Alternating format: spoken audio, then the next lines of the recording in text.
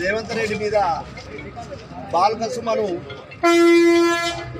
ఒక మదం ఎక్కి ఇన్ని రోజులు 10 సంవత్సరాలు టీఆర్ఎస్లో ఉండి దోసుకొని తిని మదం ఎక్కి రేవంత్ రెడ్డిపై చెప్పు లేవట్టడం ఇది నీ బలుపు అనుకుంటానో కానీ బిడ్డ, నిన్ను రేవంత్ రెడ్డి ఒక్క సైగ చేస్తే నువ్వు చెన్నూరు నుంచి నెంకపోవాల్సి వస్తుంది బిడ్డ. రేవంత్ రెడ్డి తలుచుకుంటే నువ్వు ఎక్కడుంటావో బిడ్డ బాల్కసుమన్.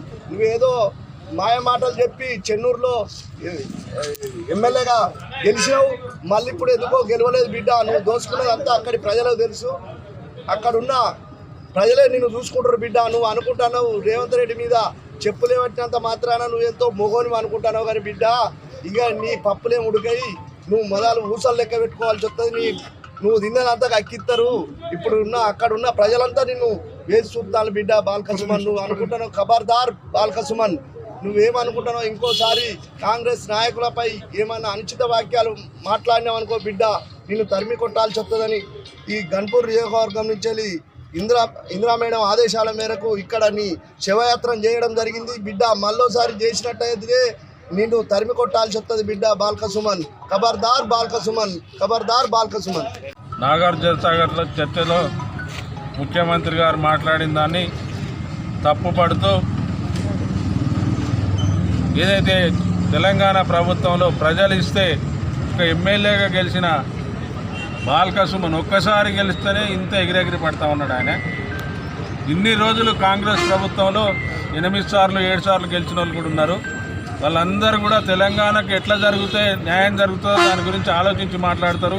ఈయనకి ఏం తెలియదు, ఈయన చర్చలో పాల్గొన్నోడు కాదు, ఈయనకు అసలు నాగార్జున సాగర్ గురించి కూడా తెలియదు. ఎక్కడో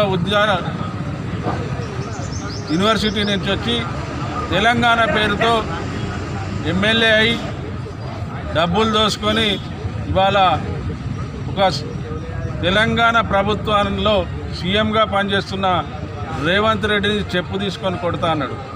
నిన్ను కొట్టడానికి లక్షల మంది రెడీగా ఉన్నారు.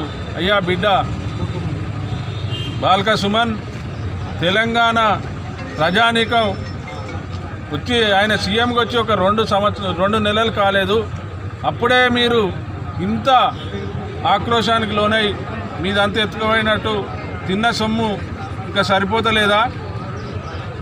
2 నెలల ప్రభుత్వం మీద మీరు ఆభాసపాలు చేయడానికి వివిధ కోణాల నుంచి ప్రయత్నం చేస్తున్నారు.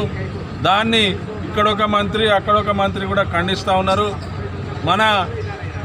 మన ఇక్కడున్న ఎమ్మెల్యే కూడా అది పద్ధతి కాదు అంటూ ఉన్నాడు. ఈయనొక చాలా పెద్ద మనిషినే, ఆయనకు చరిత్ర అంతా తెలుసు, నాగార్జున సాగర్ గురించి తెలుసు.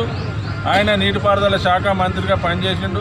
అదేదన్నా ఉంటే అసెంబ్లీలో చర్చించాలి కానీ ప్రజల మధ్యకు వచ్చి చెప్పులు తీసుకొని కొడతాం. ఆ భాష తెలంగాణలో మీరు నేర్పిందే. మీ సీఎంగా ఉన్న చంద్రశేఖరరావు గారు నేర్పిన బాటలు, కేటీ రామారావు నేర్పిన భాష. ఆ భాషను మీరు కాంగ్రెస్ కాపాడుతుందని కోరుకుంటూ ఇంకొకసారి ఇలాంటి భాష వాడితే చెప్పులు లేపితే మాత్రం నీ ఈబ్బలు కూడా ఖాయం పెట్టడానికి హెచ్చరిస్తున్నాం. స్టేషన్ కనుపుతారు. జై కాంగ్రెస్. సింగపురం నాయకత్వం. మీటింగ్లో ఏమైందంటే ఓటుకు ఒప్పచెప్పిన 296 మన టీఎంసీ వాటర్, 512 టీఎంసీ వాటర్ మనకు రావాలి. 296 టీఎంసీ కనుక అలాట్ అయితే ఇక్కడ 3 జిల్లాలు మునిగిపోతున్నాయి. తెలంగాణలో మహబూబ్ నగర్, నల్గొండ, ఖమ్మం. దాని మీద ఆయన మీటింగ్ పెట్టి ఏమన్నాడంటే మీరంతా రాండయా, అసెంబ్లీ చర్చ పెడతా, దానిలో మీరంతా మాట్లాడాలి. తెలంగాణకు మీరు అన్యాయం చేస్తాన్రా, మేమేదో అన్యాయం చేసిండ్రు అని అంటారు. 10 సంవత్సరాలలో ఎంత అన్యాయం జరిగిందో అది చర్చకు కూర్చుందామని ముఖ్యమంత్రి గారు చెప్పడం జరిగింది. ఆయన సంతకం పెట్టిన లెటర్లు కూడా ఇచ్చిండ్రు. అది ఏడాదికా 2 సంవత్సరాలకా అది మనకు తెలియదు. అక్కడ బోర్డు అంటే ఏంటంటే బోర్డు అలాట్ చేయదు, నీటి అలాట్మెంట్ బోర్డు కాదు, అది ఇంకోటి ఉన్నది. కానీ అక్కడ బోర్డులు వీళ్ళు రాస్తే ఏమైందంటే సిఆర్పిఎఫ్ పోలీస్ అక్కడ ఉంటుంది.